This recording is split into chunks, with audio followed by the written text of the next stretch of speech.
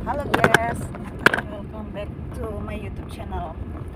Oke, video kali ini aku mau ngobrol-ngobrol sama kalian. Karena aku sekarang sudah bisa nge-vlog, guys. Mau ngobrol apa, guys? Jadi aku lagi mau berangkat kerja. Sekarang menunjukkan 7:30. Buat kalian yang bertanya-tanya, gimana sih caranya ikhlas? Caranya aku juga nggak ngerti nih mau bahas apa, tapi aku mau bahas tentang usaha aku ya.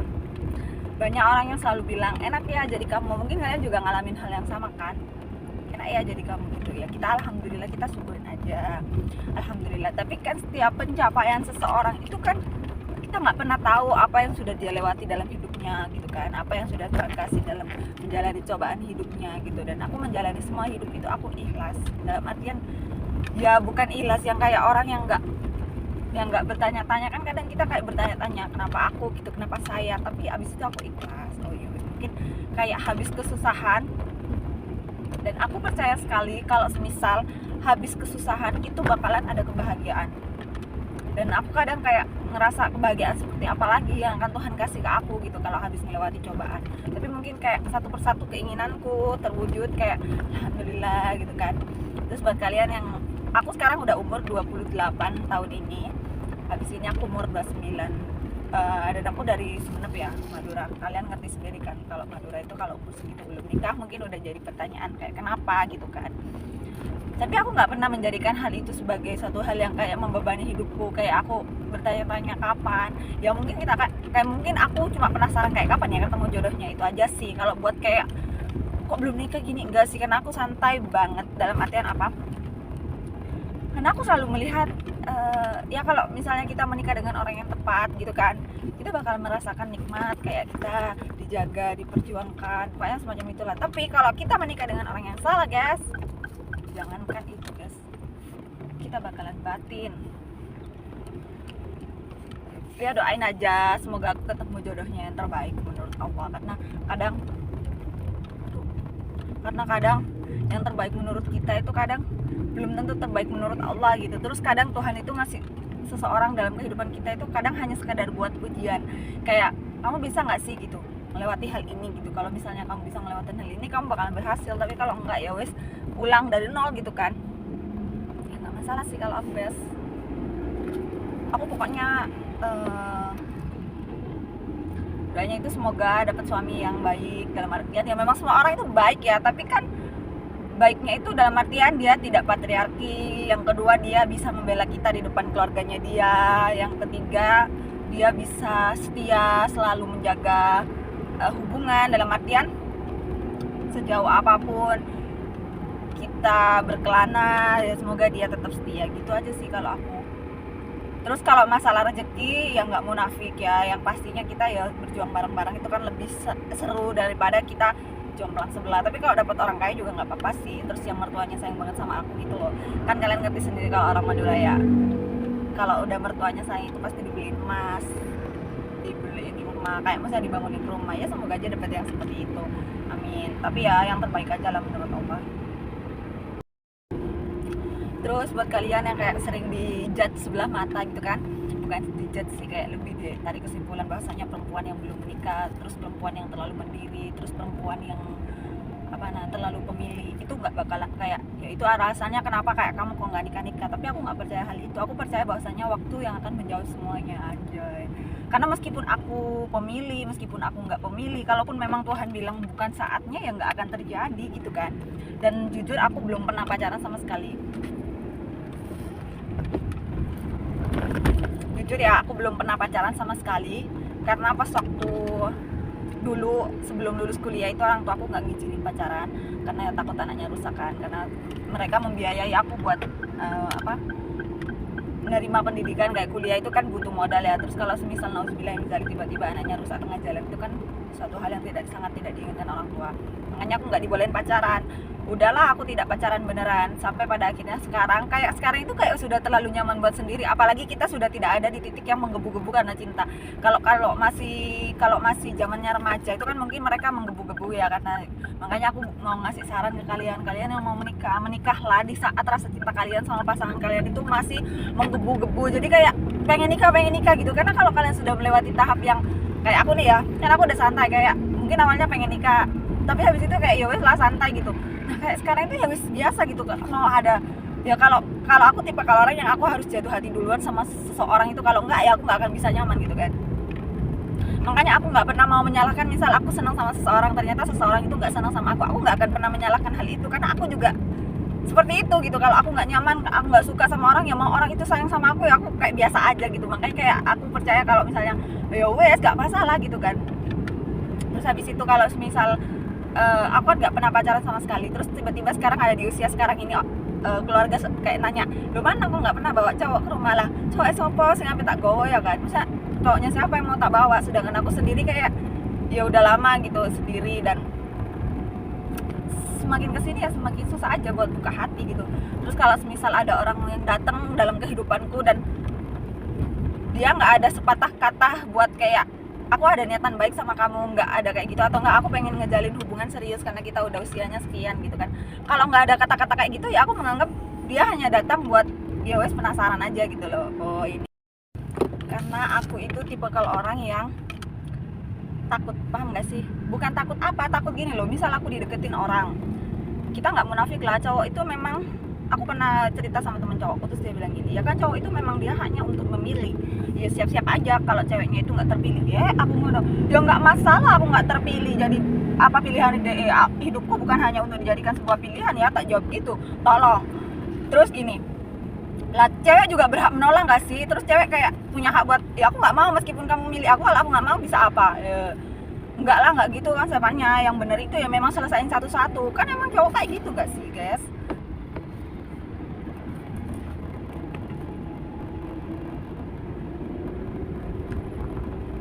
Kan cowok emang kayak gitu gak sih guys? Kayak dia itu memberikan beberapa banyak pilihan dalam hidupnya, nanti dia milih yang terbaik yang mana, nanti dia juga bakalan milih yang terbaik yang mana. Ya udah, aku nggak perlu bersaing dan aku nggak mau bersaing ya, kalau emang dia yakin sama aku ya dia bakalan mengusahakan aku. Kalau dia dari awal udah nggak yakin, ya udah ngapain kita repot memperbaiki diri buat bisa jadi sama dia, kalau aku nggak sih. Terus gini, apa namanya, aku kepotong-potong guys, terus ada yang bilang laki-laki kayak gitu kan, kayak kamu itu perempuan itu dipilih bukan memilih. Jadi kayak ya siap-siap kalau misalnya nggak dipilih loh. Aku tidak akan menjadikan diriku sebagai pilihan, tolong. Aku juga perempuan, aku juga punya hak buat aku ngasih tentuan pilihan lah. Makanya itu kenapa alasan kalau bisa ada laki-laki yang kayak misalnya datang ke kehidupanku, aku nggak ngerti dia tujuannya apa, dia niatnya apa, cuma hanya sekedar datang, habis itu ya sudah kita jalani. Dan aku nggak akan pernah menganggap hal itu bahwasanya dia mendekati aku, enggak, karena aku nggak ngerti di belakang itu dia bisa saja kan dia chat-chatan dengan wanita lain, karena dia membandingkan, anjay, dibanding kayak aku bukan tipe kalau orang yang kayak gitu. Ya bagiku kamu satu sama aku, kalau misal kita nggak cocok ya udah tinggal bilang aja kita nggak cocok gitu. Aku bukan tipe kalau orang yang mau dijadikan sebagai perbandingan, aku tuh nggak mau banget. Pilihan aku nggak mau, dan aku juga tidak menjadikan seseorang pilihan dalam hidupku, enggak. Jadi kalau misalnya aku seneng si A, aku seneng si A, ya wes aku seneng si A. Kalau aku seneng si B, ya wes aku seneng si B. Kalau misalnya aku udah nggak seneng sama si A, ya wes aku nggak seneng, nggak jalan. Itu sih. Dan aku itu tipe orang yang susah banget buat kayak bisa diajak jalan kalau aku nggak ada rasa. Aku tuh nggak bisa, kayak ngapain sih cuma udah tok gitu kan.